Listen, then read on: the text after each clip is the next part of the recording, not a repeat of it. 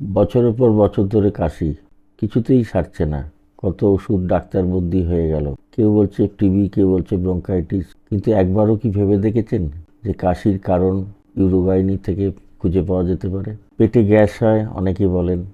গ্যাসের পরে অসুবিধা হচ্ছে, গলা খুসখুস করছে, এইভাবে ব্যাপারটা শুরু হয়। কিন্তু যদি গ্যাস থেকেই হয়, তাহলে গ্যাসের কারণটা কি? সেই কারণটা জানা খুব দরকার। কারণ কারণ না জানলে কখনো সমাধান হবে না। অ্যান্টাসিড খেয়ে দিনের পর দিন চলবে, তারপরে দেখলেন একদিন আপনি হতাশ হয়ে জানলেন যে এই কাশি যেন আর সারবে না, ধরে নিলেন। একটা ঘটনা আমি বলি। বহুকাল আগে পুরুলিয়া থেকে এক ভদ্রমহিলা এসছিলেন, আদিবাসী মহিলা। তিনি এরকম ঘন ঘন কাশিতে ভুগতেন। ডাক্তারবাবুরা তার টিবির চিকিৎসা করেছেন, তার ব্রঙ্কাইটিসের চিকিৎসা করেছেন, কিন্তু কাশি সারেনি। যখন আমার কাছে এলো, তখন আমি তাকে জিজ্ঞাসা করলাম যে আপনার কি পায়খানা পরিষ্কার হয়? বলছে না, একদম পায়খানা হয় না। 3 দিন 4 দিন 5 দিন অন্তর পায়খানা যাই, ভীষণ গ্যাসের কষ্ট হয়। আলাম কাশিটা কি? তারপর বসে বলে হ্যাঁ ডাক্তারবাবু ঠিক ধরেছেন। তারপরে কিন্তু আমার প্রচণ্ড দমকা কাশি হয়, সেই কাশি কিছুতেই আর সারে না। ডাক্তারবাবুদের বলি, ওনারা অন্য ওষুধ দেন, তাতেও কোনো লাভ হয় না। আমি তখন জিজ্ঞাসা করলাম কখনো পায়খানা যদি বাই চান্স পরিষ্কার হয় তখন কি কাশি? বলে হ্যাঁ ডাক্তারবাবু, অদ্ভুত ব্যাপার, পায়খানা যখন পরিষ্কার হয়ে যায় গ্যাসটাও চলে যায়, কাশিও চলে যায়। আমরা দেখলে তো তখন কাশির কারণ নিচে। তারপরে ইতিহাস নিয়ে জানলাম তার 3টে বাচ্চা ঘরে হয়েছে। ঘরে হওয়ার ফলে যখন বাচ্চা বেরিয়েছে, নিচের সমস্ত organ, uterus, ovary, bladder, rectum damage করে দিয়ে বাচ্চা বেরিয়েছে। এবং ইউট্রাসের ডিরেকশন ঘুরে গেছে, ঘুরে গিয়ে ইউট্রাস রেকটামের উপর প্রেশার দিচ্ছে, রেট্রোভার্টেড হয়ে গেছে। প্রেশার দেওয়ার জন্য স্টুল পাস করছে না। আবার পায়খানা রাস্তাটা সরে গেছে, পায়খানা রাস্তার সামনে প্রিরেকটাল ফাঁসা আছে, ছিঁড়ে গিয়ে নিচে নেমে গেছে। পায়খানার ডিরেকশন ঘুরে যাওয়া, স্টুল মুখের কাছে আসছে কিন্তু বেরোচ্ছে না। এবার সেই পায়খানা আঙুল দিয়ে বার করার চেষ্টা করে, তাও ঠিকমতো বেরোয় না, হার্ড স্টুল হয়।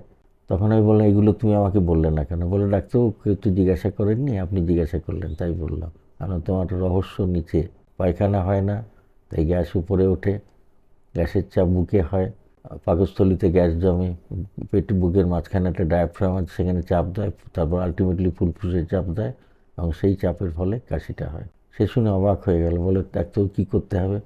যে আমার কথাটা শোনো, তোমাকে আমি একটু দেখি।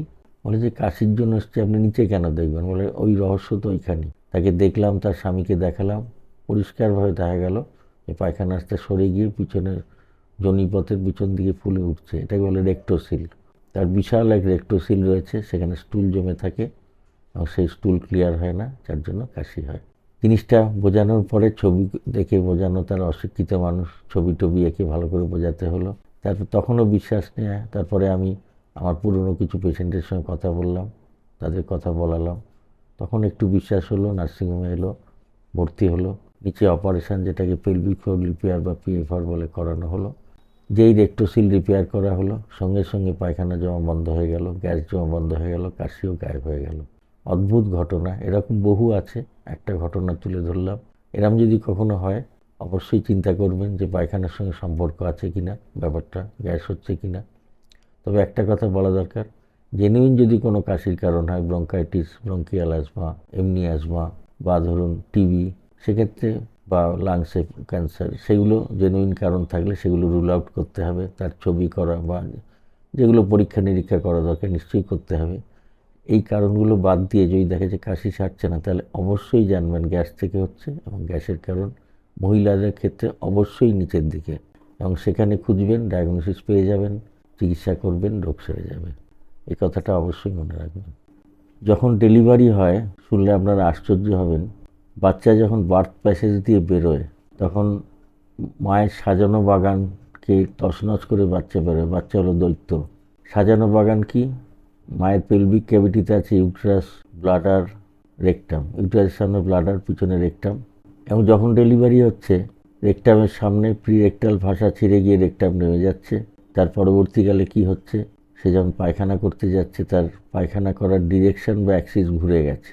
সে ঘুরে যাওয়ার ফলে যখন সে বসে কোত পেরে পায়খানা করছে, পায়খানা কিন্তু বেরোচ্ছে না, মুখের কাছে আটকে থাকছে। মনে হচ্ছে যেন কত পায়খানা হবে, আঙুল দিয়ে বার করলে ভালো হয়, কিন্তু হচ্ছে না। এইভাবে দিনের পর দিন থাকতে থাকতে স্টুল জমছে।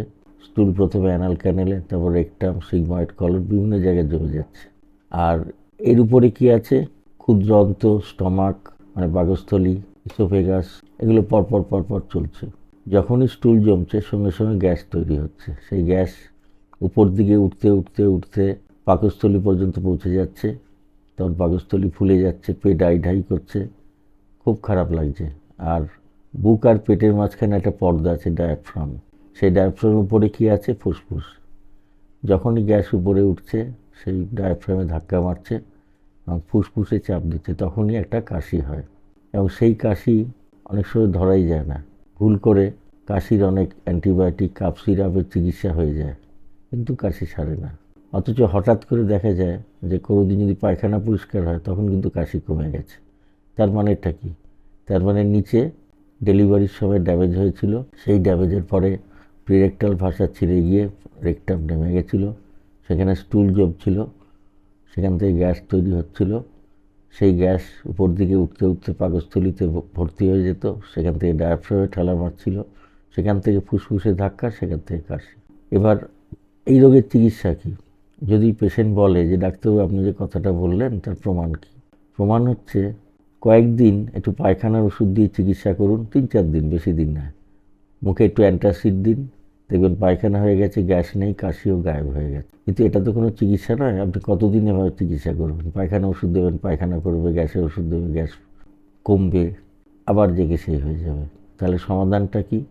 সমাধান হচ্ছে নিচে যেখানে ড্যামেজ হয়েছে বাচ্চা হতে গিয়ে সেই জায়গাটাকে রিপেয়ার করতে হবে, রেকটামকে নিজের পজিশনে পাঠাতে হবে।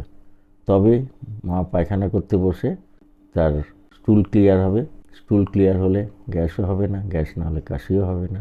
এবার ঘটনাটা কীরকম জানেন তো? যে নিচে আগুন জ্বলছে, ধোঁয়া উঠছে উপরে। কিন্তু এই ব্যাপারটা সম্পর্কে সম্যক ধারণা যদি না থাকে তাহলে কিছুতেই কাশি কমানো যাবে না।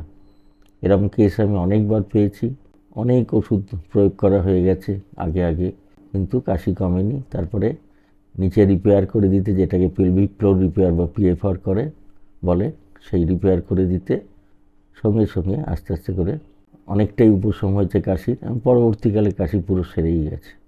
এবং পেশেন্টটা আশ্চর্য হয়ে বলছে কী ব্যাপার, নিচে অপারেশন করলেন, উপরে কাশি সেরে গেল। কিন্তু এটা কোনো রহস্য না, এটা কোনো ম্যাজিকও না, এটা বিজ্ঞান।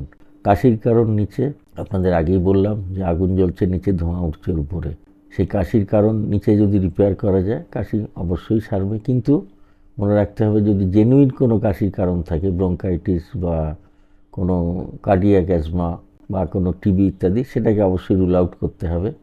কোনো চেস্ট এক্সরে যদি দরকার হয় করতে হবে, বা আদার্স কোনো ইসিজি ফিসিজি করে যদি কোনো দরকার হয় দেখে নিতে হবে যে কাশির জেনুইন কোনো কারণ আছে কি না। কিন্তু এই যে শুকনো কাশি, খুসখুস করছে সব সময়, সেটার কারণ কিন্তু অনেক ক্ষেত্রে পেট থেকে হয়। যদি না এই বিষয়ে ধারণা থাকে তাহলে কিন্তু ডায়াগনোসিস ভুল হয়ে যাবে, চিকিৎসাও ভুল হবে, পেশেন্ট হতাশ হয়ে পড়বে। এই ব্যাপারটা অবশ্যই খেয়াল রাখা দরকার।